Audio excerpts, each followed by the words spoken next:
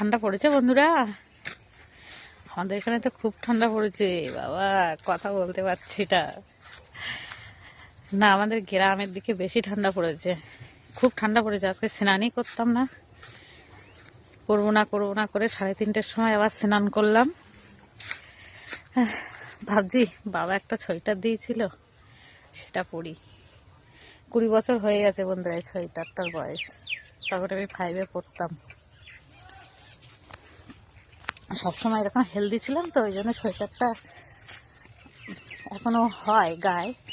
আর আমি যতদিন বাঁচবো এটা আমার স্মৃতি হয়েই থাকবে, কেননা এটা আমার বাবা দিয়েছিল, আমি ছাড়তে পারছি না এটা। আর এটা মা দিয়েছিল। এই দুটো পড়েছে, ওই জন্য মনে হয় ঠান্ডাটা খুবই কম লাগছে না বললেও চলে। কিন্তু বাড়িতে গিয়ে এবার মোজাটা পরবো। খুব ঠান্ডা পড়েছে বন্ধুরা, এত ঠান্ডা।